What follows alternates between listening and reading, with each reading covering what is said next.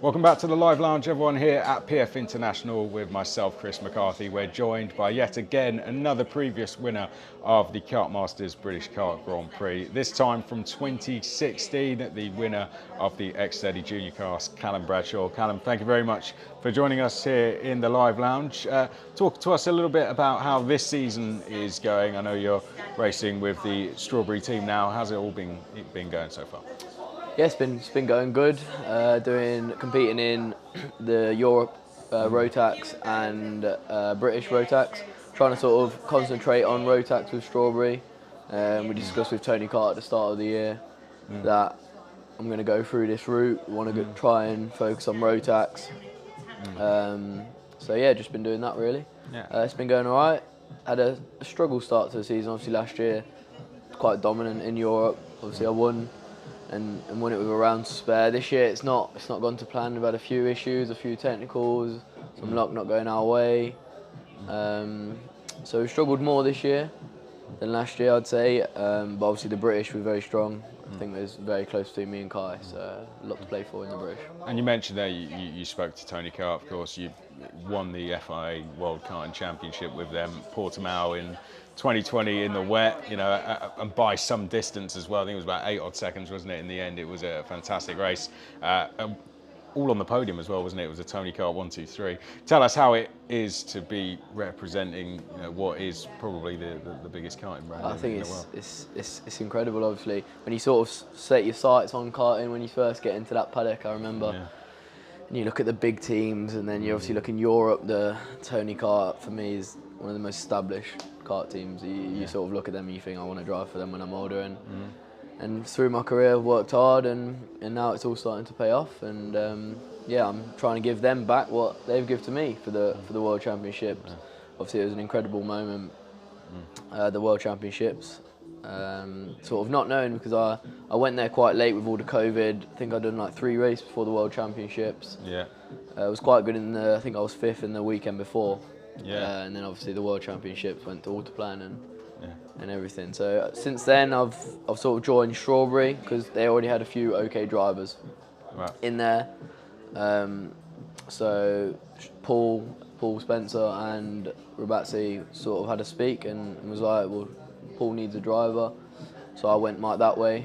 And I obviously still represent Tony Kart as a factory driver. So yeah. That's fantastic to see, it really is. Of course, this is all about these interviews in the Live Lounge, my road to victory. So we're going to now cast your mind back to 2016. X30 Junior was a class that was flying. It had only just come in a couple of years previous. You were racing with the BKC team at that time.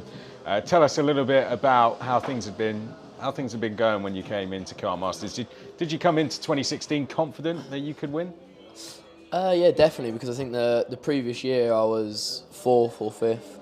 So obviously always the second year you think, all right, we can be at the front. It was sort of on the rise that year. There was loads of drivers come across from Rotax.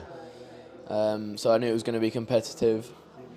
But you always got to back yourself. For me, I've always tried to back myself, and if you don't, then for me, you've always lost that competitive side in yourself. Yeah. So I've obviously coming into that, you always back yourself, and yeah, it planned out well. Obviously with BKC, I started in 2012 with them, carried all through, and I'm thankful for Rob Dodds what he did for me back in the junior categories. So yeah, and then it's led me to where I am now. And Rob and the team, you had a strong lineup there as well, wasn't it? Tell us a little bit about the teammates you were racing with. Yeah, we obviously had Sam McDonnell, Jack Mabin, who were two of the most competitors in the championship. They were right at the front, so to have them in the team was a bonus. You always want to beat your teammates, and you always want to finish first. Yeah. So to have them as in a team, it was a good atmosphere in there. Good Joe, Alex Ferris was there. Yeah. And yeah, it all just was a really good atmosphere. Yeah. And Phil Hansen was Phil Hansen, he was part of the team racing in the 24-hour Le Mans, a winner in the LMP2 class. Going into the weekend then, how was the weekend overall throughout the heats? Did you have a good feeling going through that you could, compared to the last one where you finished 4th, did you have a better feeling that you might yeah, definitely had a better feeling. I think I was always at the front. in each heats and everything like that. I was always near the front. And then I think the pre-final, I was really, really strong. I had a really good pace and caught the front two. And then in the final, the similar thing happened. Me and Ollie York, it was. Fell back a little bit, got to the front and at the right time, and it paid off.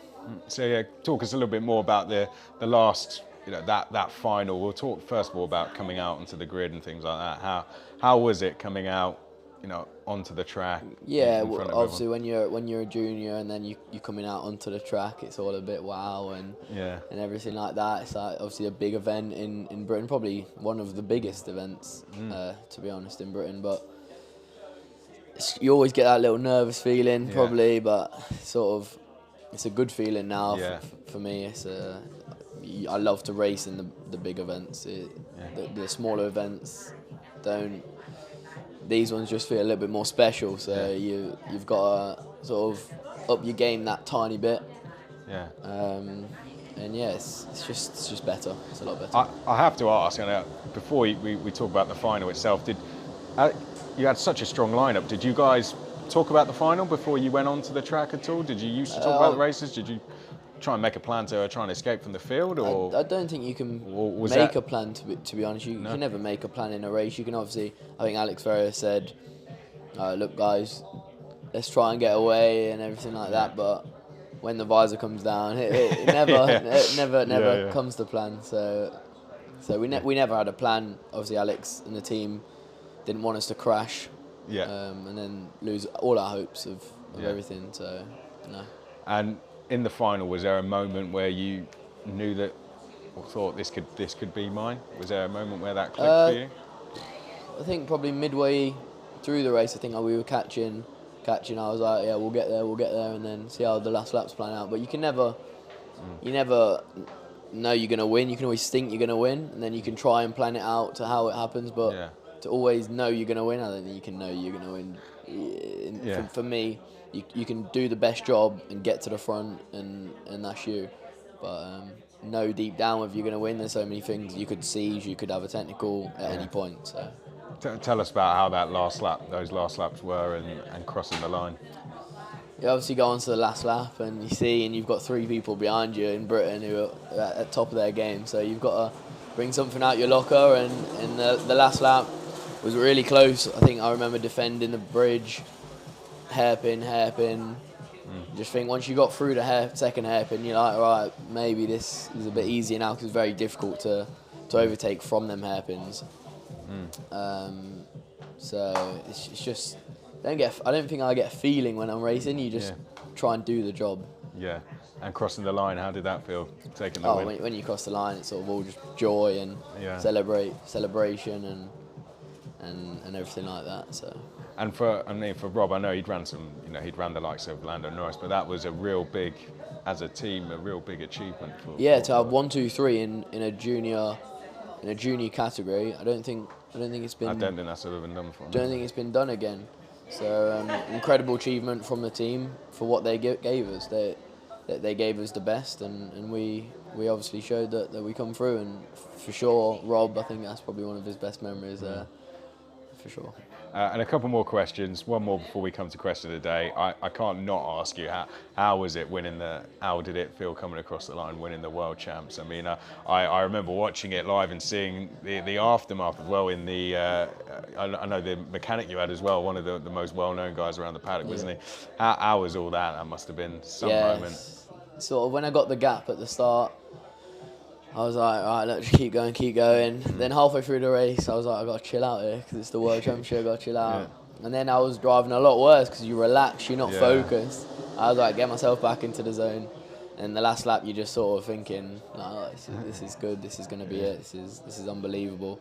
Yeah. And crossing the line, you just explode. I just exploded, to be honest. So being there with Alex was there as well. He was mechanicking one of the other drivers. Paul Spencer got me the drive in the first place. Nice.